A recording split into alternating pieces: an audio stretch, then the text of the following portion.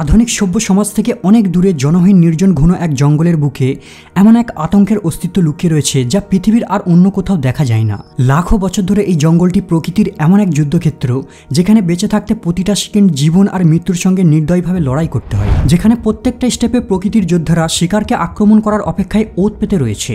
চতুর দ্রুত গতি সম্পূর্ণ থেকে বিষাক্ত আর হিংস্রদের জন্য দ্য অ্যামাজন জঙ্গল এমন একটি স্বর্গভূমি যাকে পৃথিবীর সবথেকে ভয়ঙ্কর প্রাণীরা নিজেদের ঘর বলে ডাকে। এরা কোনো সাধারণ প্রাণী নয়, এই ভয়ঙ্কর জঙ্গলের তারা বিগ বস, যারা ক্ষমাহীন দৃঢ় সংকল্পের সাথে নিজেদের অঞ্চলকে রক্ষা করে চলেছে। কিন্তু এই জঙ্গলের সবথেকে অদ্ভুত আর আতঙ্কজনক জিনিস হলো এই জঙ্গলের সঙ্গে জড়িত নদী দ্য অ্যামাজন রিভার। আর এই নদীর নিচে এমন কিছু প্রাণঘাতী প্রাণীরা লুকিয়ে রয়েছে যাদের পৃথিবীর আর অন্য কোনো নদীর নিচে দেখা মেলে না। কিন্তু সবথেকে অবাক করার বিষয় হলো একটি নদীর মধ্যে এত বৈচিত্র্য থাকা সত্ত্বেও তারপরেও কিছু একটা রয়েছে যা এই নদীতে একটিরও অস্তিত্ব নেই, তা হলো ব্রিজ।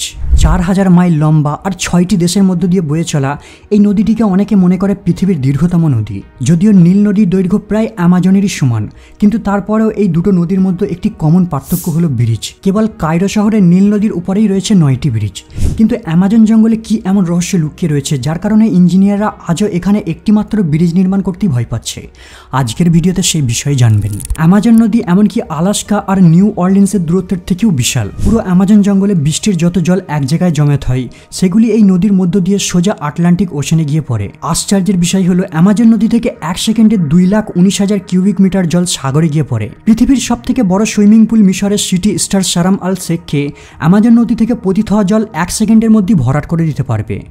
আমরা তো জানতে পারলাম অ্যামাজন নদী অনেক দীর্ঘ আর প্রচুর জল রয়েছে, তার মানে এই নয় যে সেখানে মডার্ন টেকনোলজির সাহায্যে ব্রিজ নির্মাণ করা সম্ভব হবে না। তাহলে সমস্যা কোথায়? আসলে শুষ্ক ঋতুতে নদী সেভাবে চওড়া থাকে না, কেবল 2 থেকে 6 মাইল পর্যন্তই চওড়া থাকে। যদি সান ফ্রান্সিসকোর গোল্ডেন গেট ব্রিজের সঙ্গে তুলনা করা হয় তাহলেও এই চওড়াটি বেশি বড় না, কারণ Golden Gate Bridge 1.7 mile long. তারপরে মডার্ন টেকনোলজির সাহায্যে ন্যারো সেকশনে ব্রিজ নির্মাণ করা সম্ভব। কিন্তু সমস্যা হলো বর্ষা ঋতুতে ডিসেম্বর থেকে মে মাস পর্যন্ত অ্যামাজনে প্রচুর বৃষ্টিপাত হয়। সেখানে এতটাই বৃষ্টিপাত হয় যে নদীর জল প্রায় 50 ফিট পর্যন্ত উচ্চতায় উঠে যায়, মানে তখন নদীর গভীরতা প্রায় 6 তলা বিল্ডিং এর সমান হয়ে যায়। এখন আপনি হয়তো ভাবছেন ব্রিজ নির্মাণ না করার পেছনে হয়তো এটাই একমাত্র কারণ। দাঁড়ান বন্ধু, এখন তো সমস্যা সবে শুরু। এই মাসগুলোতে নদী কেবল গভীরই হয় না, সেই সাথে দুই সাইডের কিনারাও ডুবে যায়। মানে বর্ষার আগে যেটা 3 মাইল ক্রসিং ছিল, বর্ষার পরে সেটা 30 মাইল সম্প্রসারণ করে। কিছু কিছু জায়গায় জলের স্তর এতটাই বেড়ে যায় যে নদীর এক প্রান্ত থেকে অপর প্রান্তে দেখা যায় না, আর কেউ সঠিকভাবে বলতেও পারে না যে কোন দিকের কিনারা বাঁচবে আর কোন দিকের কিনারা ডুবে যাবে। কল্পনা করুন সেখানে একটি ব্রিজ নির্মাণ করা হলো, কিন্তু যদি বর্ষার সময় ব্রিজের 2 অংশই ডুবে যায় তাহলে যাতায়াত করবেন কিভাবে? সুতরাং বর্ষা ঋতুর কারণে এখানে ব্রিজ নির্মাণ করা ইম্পসিবল। কিন্তু যদি এখানে একান্তই ব্রিজ নির্মাণ করতে হয় তাহলে বর্ষা সিজনের কথা মাথায় রেখে কমপক্ষে 17টা গোল্ডেন গেট ব্রিজের সমান বিশাল ব্রিজ নির্মাণ করতে হবে, যা ইঞ্জিনিয়ারদের একটি দুঃস্বপ্নের কারণ। কেবল নদীর কিনারা ডুবে যাওয়াই একমাত্র কারণ না, অ্যামাজনে এক ধরনের জলজ ঘাস রয়েছে যা মাফাস নামে পরিচিত।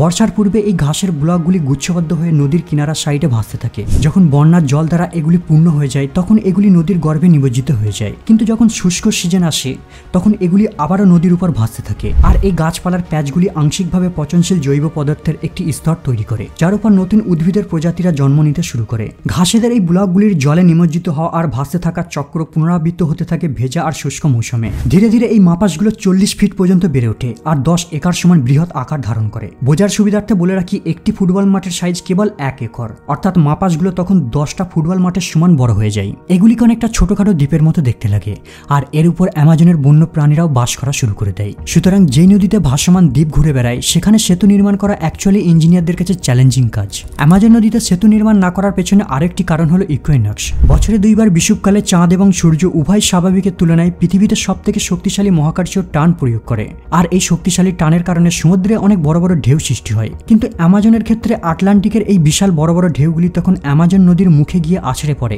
এর ফলে ঢেউগুলি নদীর স্রোতকে দমন করে তার ফ্লোকে রিভার্স করে দেয়। এই ফেনোমেননটিকে বলা হয় টাইডাল বোর বা পোট্টা রোকা।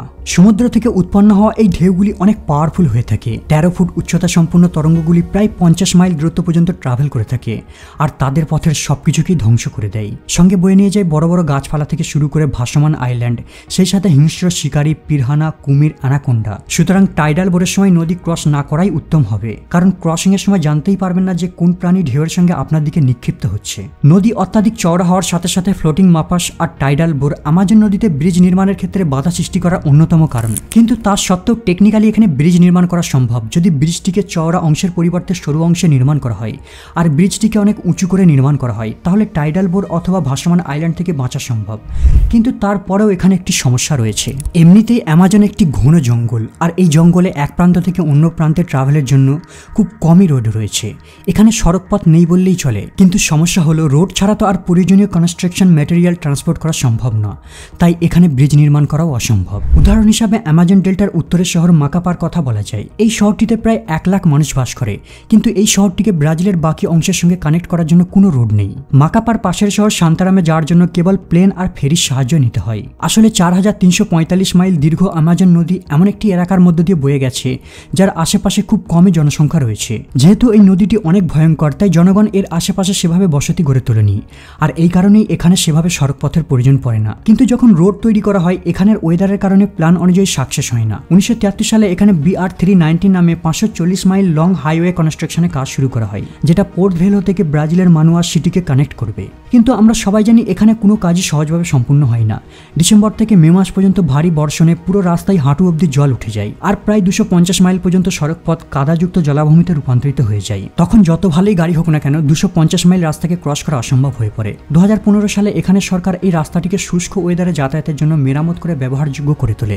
2020 সালে ব্রাজিলের ফর্মার প্রেসিডেন্ট জায়ার বোলসোনারো প্রতিজ্ঞা করে যে এই রোডটিকে পুনর্নির্মাণ করবে। কিন্তু এখন সমস্যা হলো খরচ।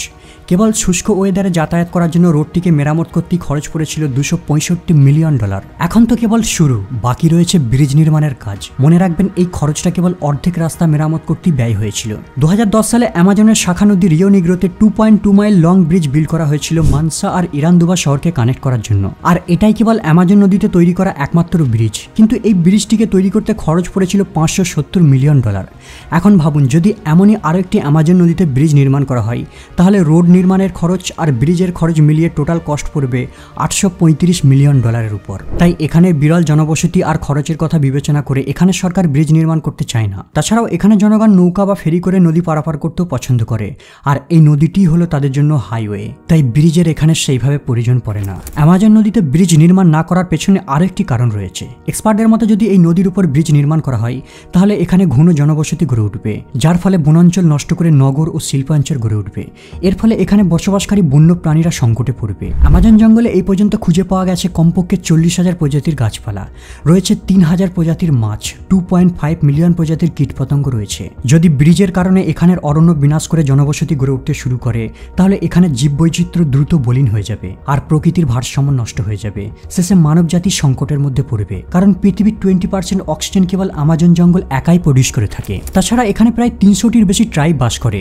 যদি এখানে নগরায়ন শুরু হয়ে যায়, তাহলে তারা সামাজিক, অর্থনৈতিক আর সাংস্কৃতিকভাবে ক্ষতিগ্রস্ত হয়ে যাবে। এইসব কথা মাথায় রেখেই এখানে জনগণ নিজে থেকে ব্রিজ নির্মাণের প্রতি আগ্রহ দেখায় না। বন্ধুরা, এই ছিল কিছু কারণ।